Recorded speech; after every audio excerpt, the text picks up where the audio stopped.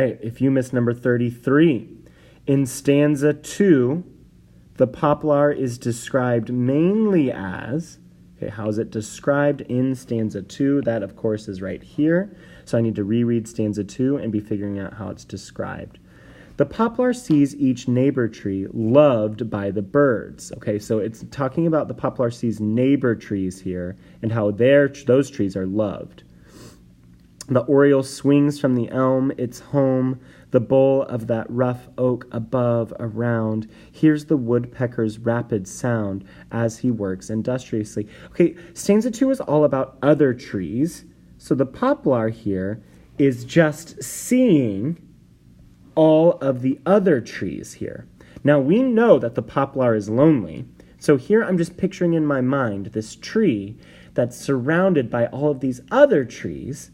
And this tree that's described, the poplar, which is described as very lonely, is having to watch all of the other trees get all of this attention from birds, from children. So I can that kind of helps me picture what the author's trying to do here. So is it cautious? If I would have looked up cautious, I would have seen that a synonym is careful. Envious is like jealous. Curious, we know what curious means. It's like you're interested in what's happening around you.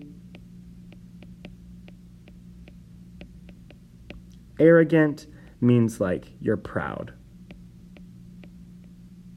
So if you didn't jot down synonyms for this question and you got it wrong, shame on you, because this is a pretty easy question if you know what the words mean.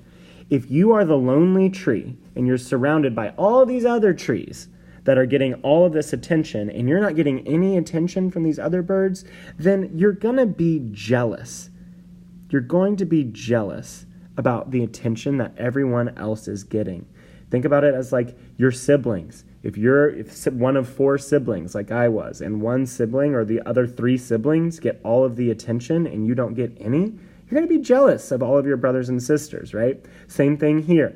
You're in a forest. It's one lonely tree that it doesn't get any attention while all the trees around it get tons of attention. So here you need to make sure you looked up the words and then also understood how this stanza 2 fit into the larger meaning of the paragraph, of the poem.